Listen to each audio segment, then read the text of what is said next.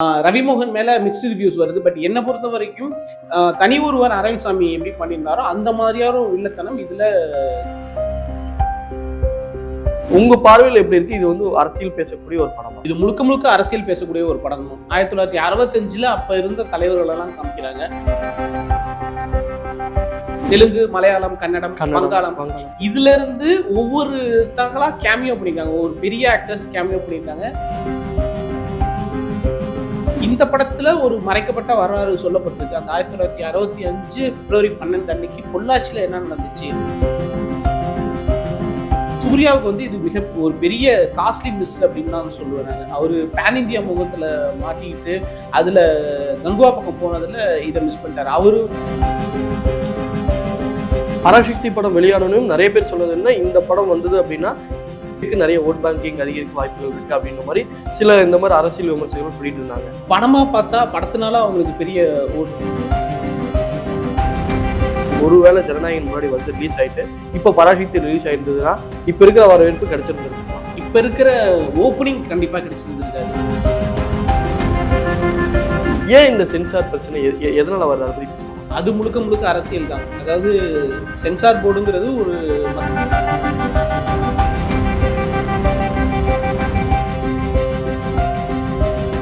திரைமொழி நேயர்கள் அனைவருக்கும் வணக்கம். நான் உங்க ஜித்து. இன்னைக்கு என் கூட ஒரு ஸ்பெஷலான கெஸ்ட் இருக்காங்க. பிலிம் கிரிட்டிக் விஜயன் அவர்கள் இருக்காங்க. வணக்கம். வணக்கம். எப்படி இருக்கீங்க? நல்லா இருக்கேன். தீயா இருக்கேன். தீயா இருக்கீங்க. ஷர்ட் நல்லா இருக்கு. அதுக்கு நன்றி. பராசக்தி பார்த்துட்டு அந்த தீயோட வந்திருக்கேன். அதை பத்தி தான் நான் உங்ககிட்ட பேசலாம்னு சொல்லிட்டு முழுக்க முழுக்க பராசக்தி பத்தி மட்டும் தான் பேச போறோம். நிறைய பேர் பப்ளிக் ஒப்பீனியன்ல பாத்தீங்கன்னா இது அப்படி இருக்கு இப்படி இருக்கு அப்படின்னு ஒரு மிக்ஸ்டான ரிவ்யூவா தான் நிறைய பேர் கொடுத்துருக்காங்க. அதுல எது உண்மை எது பொய்ன்னு தெரியல. உங்ககிட்ட கேட்கிறேன், படம் எப்படி இருக்கு? நம்ம அரசியலை அடுத்து பேசுவோம். முதல்ல படம் டெக்னிக்கலா பேசிடுவோம். டெக்னிக்கலா வந்து ரொம்பவுமே சிறப்பான ஒரு படம். சுதா கொங்கரா வந்து சூரிய போட்டில் எப்படி வந்து நம்மள ஒரு பீரியடுக்கு கொண்டு போனாங்களோ அதுல மாதிரி இதுல வந்து நம்ம 1960ஸ்க்கு கொண்டு போய் அந்த பீரியட்ல மதுரையில மாப்பிள்ளை விநாயகர் சோடா கம்பெனில இருந்து பின்னாடி பேக்ரவுண்ட்ல கற்பகம் படத்தோட போஸ்டர்ஸ் வருது. ஸோ அந்த காலத்துல பிஸ்கெட்ஸ்லாம் பாட்டில் போட்டு வச்சிருப்பாங்க. அந்த இதுல இருந்து அப்படியே அந்த பீரியடுக்கே நம்மள கொண்டு போன மாதிரி இருக்கு. அப்படி பர்ஃபெக்டான ஒரு மேக்கிங், பர்ஃபெக்டான ஒரு ஆர்ட் பண்ணியிருந்தாங்க. செம்மையா பண்ணியிருந்தாங்க. பெர்ஃபார்மன்ஸ்ன்னு பார்த்தா எஸ்கே, அதர்வா, ஸ்ரீலீலா எல்லாருமே சூப்பரா பெர்ஃபார்மன்ஸ் பண்ணியிருக்காங்க. அதுலயும் எந்த குறையும் சொல்ல முடியாது. ரவிமோகன் மேல மிக்ஸ்டு ரிவ்யூஸ் வருது. பட் என்ன பொறுத்த வரைக்கும் தனி ஒருவர் நாராயணசாமி எப்படி பண்ணியிருந்தாரோ அந்த மாதிரியான ஒரு வில்லத்தனம் இதுல ரவிமோகன் பண்ணியிருக்காரு. அவருக்கு இதான் ஃபர்ஸ்ட் டைம். பட் ரொம்பவே சிறப்பா பண்ணியிருக்காரு. எந்த இடத்துலயுமே அவர் நம்ம ஹீரோவா பார்த்த ஞாபகமே வரல. ஏன்னா அவ்வளவு ஒரு கொடூரமான ஒரு வில்லன் ரோல். ஸோ அதுவும் பண்ணியிருக்காரு. அதே மாதிரி இந்த படம் வந்து வெறும் ஹிந்தி திணிப்புக்கு எதிரான படம் தான். தமிழ்நாட்டுல மட்டும் இல்லாம அப்ப வந்து இந்தியா முழுக்க அனைத்து மொழியிலிருந்துமே போராடி இருக்காங்க. ஸோ தெலுங்கு, மலையாளம், கன்னடம், வங்காளம், இதுல இருந்து ஒவ்வொரு தங்களா கேமியோ பண்ணிருக்காங்க. ஒரு பெரிய ஆக்டர்ஸ் கேமியோ பண்ணிருக்காங்க. அது எனக்கு முன்னாடி அவங்க ரிவீலும் பண்ணல. அது பாக்குறதுக்கு ரொம்ப சர்ப்ரைசிங்கா இருந்துச்சு. ஒவ்வொருத்தவங்களும் காமிக்கும் போது அவ்வளோ ஒரு சவுண்ட் வந்துச்சு தியேட்டர்ல. அவ்வளோ ஒரு சர்ப்ரைசிங்கா நல்லாவே இருந்துச்சு. அப்புறம் ஜிவியோட மியூசிக், அவரோட 100வது படம் பிஜிஎம் அட்டகாசமா இருந்துச்சு.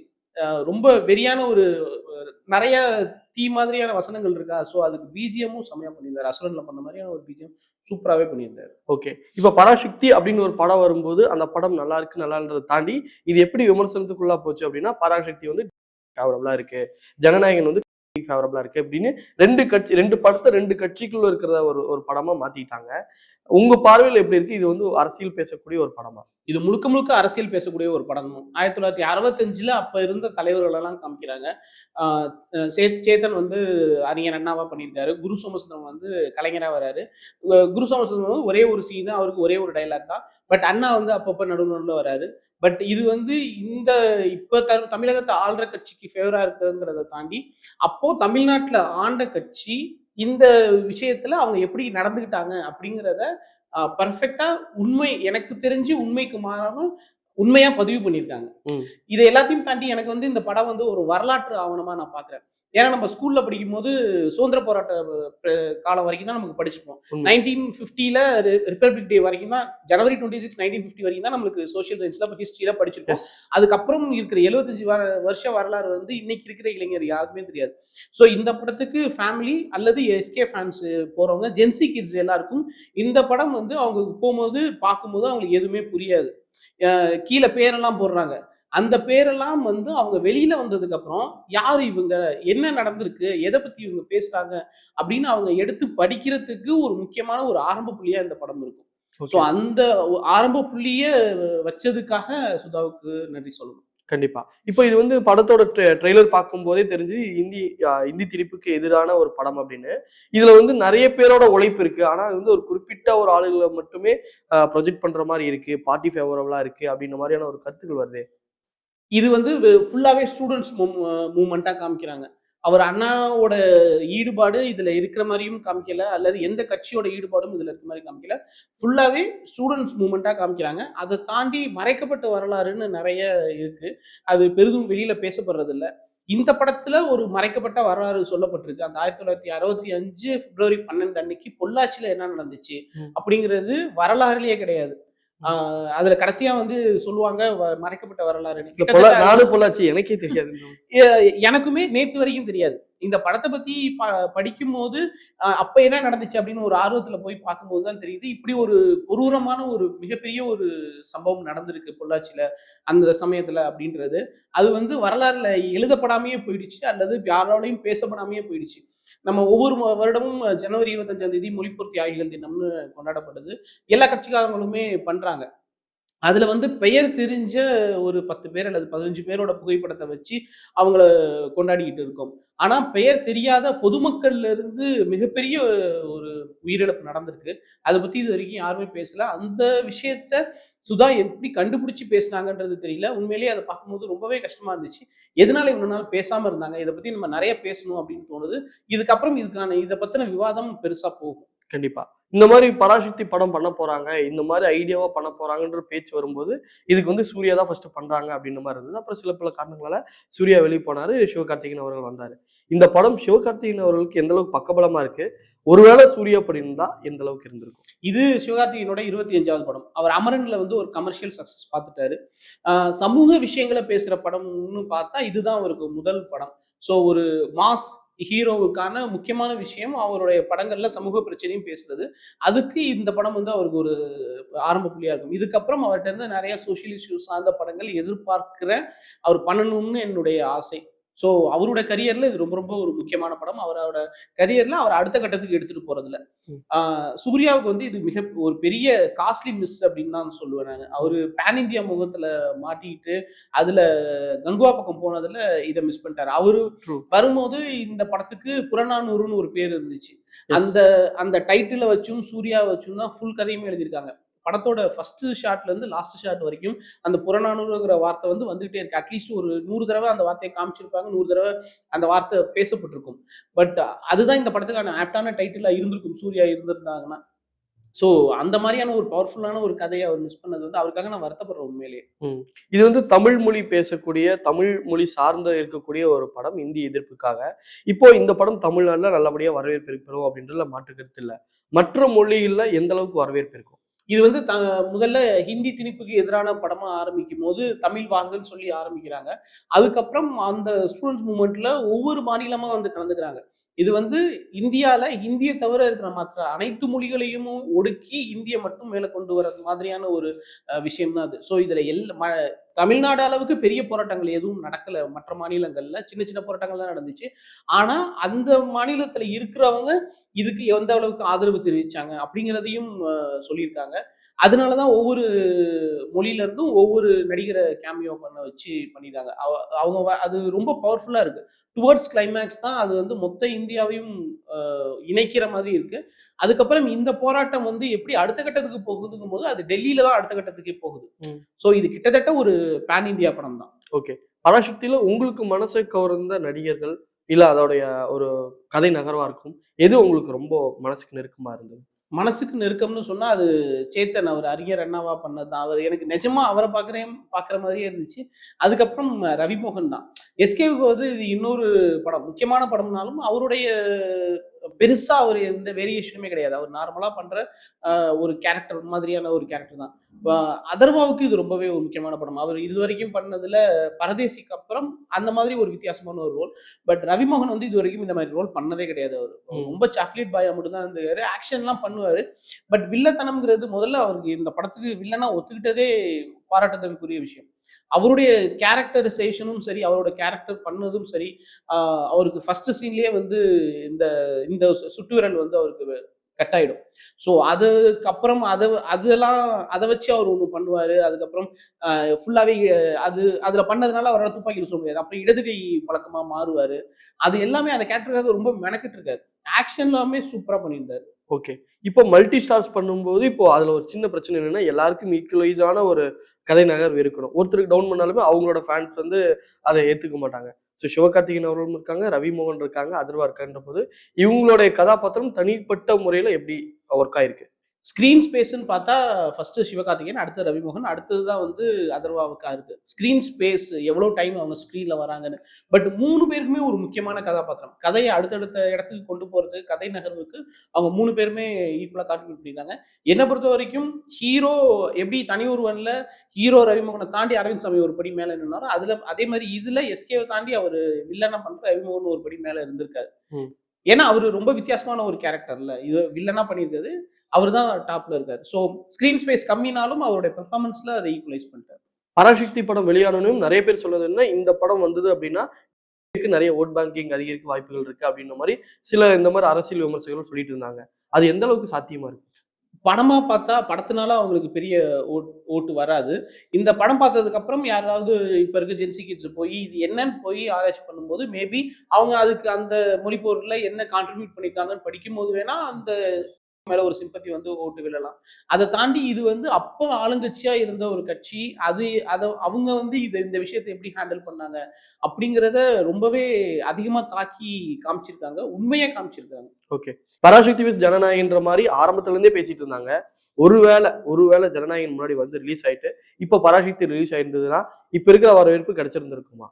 இப்ப இருக்கிற ஓப்பனிங் கண்டிப்பா கிடைச்சிருந்திருக்காது. ஏன்னா வந்து எல்லா தியேட்டர்லயுமே பெரிய ஸ்க்ரீனு ஜ ஜனநாயகனுக்கு பிரிச்சு தான் குடுத்துருப்பாங்க. இன்னைக்கு 4 ஸ்க்ரீன்லயும் 4 ஷோ 5 ஷோ ஓடுது இன்னைக்கு ஸ்பெஷல் ஷோவோட சேர்த்து. பட் ஜனநாயகன் வந்திருந்தா 1 ஷோ அல்லது 2 ஷோ தான் கிடைச்சிருக்கும். இவ்வளவு பெரிய ஓப்பனிங் கிடைச்சிருக்காது. பட் படமா வந்து 2 படமுமே வந்து எக்ஸ்டெண்ட் ஆகி ஓடியிருக்கும். ஸோ கலெக்ஷன் கொஞ்சம் லேட்டா இருக்கும். பட் எனக்கு தெரிஞ்சு கலெக்ஷன்ல எந்த அ பாதிப்பும் வந்திருக்காது. இப்போ தள்ளி போயிருக்கு ஜனநாயகன். அந்த தள்ளி போறது பராசக்திக்கு எந்த அளவுக்கு பக்கபலமா இருக்கு? ஆ இந்த பொங்கலுக்கு பெரிய படம்னு பார்த்தா இது ஒண்ணு தான். அடுத்து வந்து இத விட பெரிய தீ ஒண்ணு வருது திரௌபதின்னு. அப்புறம் வாவாத்தியார் அது கன்ஃபார்ம் பண்ணிட்டாங்க திரௌபதி 2. இது வாவாத்தியாரும் வரதுக்கான வாய்ப்புகள் இருக்கு. ஸோ 2மே 14ஆம் தேதி வரைக்கும் தான். இன்னொரு 4 நாள் இருக்கு. அதனால இந்த 4 நாள்ல அது கலெக்ஷன் எடுத்துரும். அதுக்கப்புறமும் இன்னும் பொங்கல் லீவ் தான் மொத்தம் 10 நாள் இருக்குல்ல. அடுத்த சண்டே ஆமா. வரைக்கும் இருக்கு. அதனால க கலெக்ஷன்ல எந்த பிரச்சனையும் இருக்காது. கூட்டமும் மக்களுக்கு நெறைய டைம் இருக்கும் பொறுமையா பார்க்கறதுக்கு. இப்போ ரீசென்ட்டா ரிலீஸ் ஆகுற ஒரு படங்கள் எல்லாத்துக்கும் பார்த்தீங்கன்னா, இந்த சென்சார்ன்னு சொல்லிட்டு நெறைய பிரச்சனை இருக்க மாரி நம்ம கேள்விப்பட்டுட்டே இருக்கோம். ஜனநாயகன் கூட இன்னும் அது பிரச்சனை போயிட்டே இருக்கு. பராசக்தியில கூட நெறைய இடங்கள் கிட்டத்தட்ட 25 இடங்களுக்கு மேல கட் பண்ணியிருக்காங்க. நெறைய இடங்கள்ல மியூட் பண்ணியிருக்காங்கன்ற மாரி கேள்விப்பட்டோம். ஏன் இந்த சென்சார் பிரச்சனை எதனால வருது? அத பத்தி பேசலாமா? ஆ அது முழுக்க முழுக்க அரசியல் தான். அதாவது சென்சார் போர்டுங்கிறது ஒரு மத்திய ஒரு அரசு நிறுவனம். ஸோ மத்திய அரசு போர்டு. ஸோ சென்ட்ரல் கவர்ன்மென்ட்க்கு எதெல்லாம் வந்து அகைன்ஸ்ட்டா இருக்கோ, அது எல்லாத்தையுமே அவங்க வந்து அனுமதிக்க மாட்டாங்க. அந்த அரசியல் வந்து சென்ட்ரல்ல யார் இருந்தாலும் அது உண்டு. அது கண்டிப்பா உண்டு. ஒருவேளை இப்ப நான் சொன்ன அந்த 1965ல தமிழ்நாட்டுல ஆட்சியில இருந்த கட்சி வந்து இப்ப மத்தியில ஆட்சியில இருக்கு அப்டின்னா, இந்த படம் வெளியே வந்திருக்காது. ஏன்னா இந்த படம் வந்து அவங்களுக்கு எதிரான ஒரு படமா இருக்கு. ஆ எதிரான ஒரு படம் இல்ல. அவங்க செஞ்ச விஷயத்த பதிவு பண்ணியிருக்கு. ஸோ யார் இருந்தாலும் அது நடக்கும் தான். இந்த படத்துக்கு குறிப்பிட்டு பார்த்தா 24 கட்டு, மியூட் எல்லாமே குடுத்துருந்தாங்க. எனக்கு என்ன புரியல அப்டின்னா, இந்த சென்சார் போர்ட்ல இருக்கிறவங்க அ எல்லாருக்கும் தமிழ் தெரியுமா? அல்லது அவங்க வேற மொழியில இந்த படத்த பார்த்தாங்களா? அல்லது சப்டைட்டிலோட பார்த்தாங்களான்றது எப்படி அவங்க கட்டு குடுத்தாங்கன்றதே இல்ல. எதனால அப்டின்னா, எங்கெல்லாம் கட்டு வேணுமோ, அங்கெல்லாம் கட்டு இல்ல. எங்கெல்லாம் கட்டு தேவையில்லையோ, அங்கெல்லாம் கட்டு சொல்லியிருக்காங்க. தீய வந்து நீதின்னு எழுத சொல்லியிருந்தாங்க. அதுக்கப்புறம் இதுல இருக்கிற நான் சொன்ன அந்த கலைஞர் பேசுற ஒரு டயலாகு, அது வந்து கிட்டத்தட்ட திமுக பிரச்சார டயலாக் மாரி இருக்கு. அத வந்து எப்படி அனுமதிச்சாங்கன்றதே எனக்கு தெரியல. அந்த மாதிரி நெறைய இடத்துல ஆனா எந்தெந்த இடத்துலலாம் அரசியல் வசனங்கள் இருக்கோ, அது எதுவுமே மியூட் ஆகல. எதுலயும் எதுவுமே கட் ஆகல. எல்லா அரசியல் வசனங்களும் பெர்ஃபெக்ட்டா அப்படியே இருக்கு. அதுவும் கிளைமாக்ஸ்ல கடைசியா அண்ணா வந்து சட்டமன்றத்துல பேசுவாரு. அதெல்லாம் ரொம்ப ரொம்ப அரசியல் விஷயம். ரொம்ப பெரிய அரசியல் வசனங்கள் அதெல்லாம். அதெல்லாம் எதுவுமே கட் பண்ணல, எதுவுமே மியூட் பண்ணல. தேவையில்லாத வசனங்கள், தேவையில்லாத இதெல்லாம் தான் மியூட் பண்ணி கட் பண்ணியிருந்தாங்க. அது எனக்கு புரியவே இல்ல. பட் மொத்தத்துல நமக்கு எது வேணுமோ அது இருக்கு படத்துல. ஓகே. இந்த படத்த பத்தி படம் பார்த்துட்டு வந்தவங்கள ரிவ்யூல இவர் இருக்காரு, அவர் இருக்காரு, கேமியோ அப்படி இப்படின்னு சொல்லிட்டு இருந்தாங்க. எத்தன கேமியோஸ் இருக்கு? அந்த கேமியோஸ் பத்தி பேசலாமா? அதாவது இப்போ பேன் இந்தியான்னு சொல்லிட்டு திணிக்கிறாங்க. நெறைய பேன் இந்தியா படங்கள்னு சொன்னாலே உடனே வந்து எந்தெந்த மொழியிலலாம் லாங்குவேஜ்லலாம் இந்த படம் போணுமோ, அங்க இருந்தெல்லாம் ஒரு பெரிய பெரிய ஆக்டர உள்ள வச்சு அது நெறைய நடக்குது. அது புரியுது. ஃபர்ஸ்ட்டு நீங்க கூலி கூலி தான் சொல்றீங்கன்னு புரியுது. அதுக்கு முன்னாடி அதுல வெற்றி அடைஞ்சிருக்காங்க. பட் அது தொடரும்போது அதுல கதைக்கு தேவையில்லாம உள்ள ஆளுங்க வரும்போது அது பெருசா ஒர்க் அவுட் ஆனதில்ல. பட் இந்த படத்துல எப்படி அப்படின்னா, இதுல பேன் இந்தியான்னு எடுக்காம ஆ ஹிந்தி எதிர்ப்பு. ஹிந்தி எதிர்ப்புன்னா, அது எல்லா மொழியில இருக்கிறவங்களும் அத எதிர்ப்பாங்க. ஸோ எல்லா மொழியில இருந்தும் ஒவ்வொருத்தவங்க வந்து அந்த போராட்டத்துக்கு ஆதரவு தெரிவிக்கிற மாரி எல்லாருக்குமே ரொம்ப ரொம்ப சின்ன ரோல் தான். கிளைமாக்ஸ்ல கிட்டத்தட்ட எனக்கு அந்த ஜெயிலர் படத்தோட கிளைமாக்ஸ் பார்க்குற மாரி இருந்துச்சு. என்னன்னா, ஆ அதுல மோகன்லால், சிவானா எல்லாருமே சின்ன சின்ன ரோல் தான் பண்ணியிருப்பாங்க. ஆனா அது அந்த கிளைமாக்ஸ் வந்து ரொம்பவே அதோட பாதிப்பு அதிகமா இருக்கும். எஸ். அந்த மாரி இதுல ஒவ்வொருத்தருமே சின்ன சின்ன ரோல் தான். ஸ்க்ரீன் ஸ்பேஸ்ன்னு பார்த்தா மேக்ஸிமம் 2 நிமிஷம் தான் எல்லாருக்குமே. ஆனா, அவங்க எல்லாருமே கதைய வந்து கிளைமாக்ஸ நோக்கி கொண்டு போறதுல பெரும் பங்கு வச்சிருக்காங்க. ஸோ இது வந்து ஃபோர்ஸ்டு கேமியோ கிடையாது. கதைக்கு அது வந்து அந்த எதனால எல்லா லாங்குவேஜ்ல இருந்தும் கேமியோ பண்ணியிருக்காங்கங்கிறத எனக்கு தெரிஞ்சு ஜஸ்டிஃபை பண்ணியிருக்கிற இதுவரைக்கும் வந்ததிலேயே ஜஸ்டிஃபை பண்ணியிருக்க ஒரே படம் இதுதான். இப்ப இருக்க ஜென்சி கிட்ஸுக்கு வந்து பாத்தீங்க அப்படின்னா, அண்ணாதுரை யாருன்னு தெரியாது. நீங்க சொன்ன மாரி இந்த மாரி சம்மந்தப்பட்ட பராசக்தி சம்மந்தப்பட்ட எந்த விஷயங்களும் தெரியாது. இப்ப இருக்க தமிழர்களுக்கு எந்த அளவுக்கு தெரிஞ்சாகணும் இந்த படம்? அண்ணாதுரை பற்றியும், பராசக்தியோட கதையும். இதுக்கப்புறம் அவங்க கொஞ்சமாவது அத பத்தி படிக்கணும். படிச்சாங்கனாலே இல்ல விக்கிபீடியால நீங்க போயிட்டு இந்த படத்தோட காஸ்ட் யாருன்னு போட்டாலே, ஆக்டர் பேர் போட்டு அப்படின்னு போட்டு அவங்க எந்த கேரக்டர் பண்ணியிருக்காங்கன்னு போட்டிருக்கு. ஜஸ்ட் அத லைட்டா டச் பண்ணி அவங்கள பத்தி அட்லீஸ்ட் ஒரு 4 வரி படிச்சா கூடயே போதும். ஏன்னா, இப்ப இருக்க இந்த ஜென்ஸி கிட்ஸ் யாருக்குமே வந்து தெரியாது. அவங்க எல்லாருமே யாருன்னு தெரியாது. இவங்க எல்லாருக்கும் அறிஞர் ஒருத்தர் இருக்கிறதே வந்து நம்ம தளபதி வந்து ஸ்டேஜ்ல இப்ப ரீசென்ட்டா ஒரு 4, 5 ஸ்டேஜ்ல வந்து சொல்லும்போது தான், ஓ! இப்படி ஒருத்தர் இருந்தாரா? அப்படின்றதே தெரியும். அப்புறம் இன்னைக்கு அதுல முதலமைச்சரா ஒருத்தர காமிச்சிருக்காங்க. அப்படி அந்த பேரே அவங்க வாழ்க்கையில கேள்விப்பட்டிருக்க மாட்டாங்க. சோ உண்மை. அதெல்லாம் வந்து இதுக்கப்புறம் அவங்க போய் அத உட்கார்ந்து படிக்கும்போது தெரியும். பட் படிக்கணும் அவங்க. பே கொல பேரண்ட்ஸ் ஃபேமிலியோட வந்துட்டு பேரண்ட்ஸ் அவங்க குழந்தைங்களுக்கு இத காமிச்சு சொல்லிக் குடுத்தாங்கனாலும் நல்லாருக்கும். ஏன்னா வரலாங்கிறது ரொம்ப முக்கியம். அது வந்து ஸ்கூல்ல இருந்து ஆரம்பிக்கணும். பட் ஸ்கூல்ல வந்து நம்ம மிஸ் பண்ணிட்டோம். நானுமே படிச்சது கிடையாது. இப்ப இருக்க வரைக்குமே நம்ம கடைசி 75 வருஷம் இந்திய வரலாறு எனக்கு தெரிஞ்சு எந்த மொழியிலயுமே டெக்ஸ்ட் புக்ல இல்ல. சோ அது நம்மளா படிச்சா தான் உண்டு. ஓகே. பராசக்தி படத்துல ஓவராலா இந்த சீன் பாருங்க, ரொம்ப ஃபயரா இருக்கு அப்டின்னா எத சொல்லுவீங்க? ஆ ஃபர்ஸ்ட்டு அவரு ஆரம்பிக்கும்போதே எஸ்கே வர்ற சீன் வந்து ரொம்ப இம்பாக்ட்ஃபுல்லான ஒரு சீனு. ஆ அந்த சீன் வந்து ஊர் பேரெல்லாம் போட்டு அத காமிக்கும்போது பயங்கரமா இருந்துச்சு. அதுக்கப்புறம் அண்ணாதுரை வர்ற எல்லா சீனுமே ஃபயரா இருந்துச்சு. அவர் வரும்போது எல்லாமே வெறும் முக்கியமான வசனங்கள் மட்டும் தான் அவர் பேசுறாரு. அது எல்லாமே இருந்துச்சு. இந்த இந்த கொள்கைக்கு எதிரா வந்து இந்த ஹிந்தி திணிப்பு என்ன அப்படின்றத வந்து ஆ ஒரு தமிழரா காமிச்சிருக்கு ரவிமோகன் வாயால சொல்ல வைக்கிறதுன்றது வந்து அது ஒரு ஐரனியா இருந்துச்சு. அதுவுமே நல்லா இருந்துச்சு. அவங்களோட எதனால அது பண்றாங்க அப்படிங்கிறத அவங்க எக்ஸ்பிளைன் பண்ணல. பட் ரவிமோகன் வந்து அப்பப்ப சொல்லிட்டே இருப்பாரு. அது எதனால நடக்குது அப்படின்றது. அது நல்லா இருந்துச்சு. ஹேஷ்டேக் ஹிந்தி தெரியாது போடா. எந்த அளவுக்கு ஒர்க் ஆகும்? இந்த படத்துல இப்ப இருக்கிற ஜென்ஸி கிட்ஸ்க்கு வந்து அதோட சீரியஸ்னஸ் தெரியாது. ஸோ அவங்க வந்து இத வந்து படமா பார்த்தாலும் சரி, அல்லது அந்த தீ பரவட்டும் அப்படின்ற மாதிரி எடுத்துக்கிட்டாலும் சரி. சரி அட்லீஸ்ட் அதுல அவங்களுக்கு ஒரு விழிப்புணர்வு வந்தா சந்தோஷம் தான்.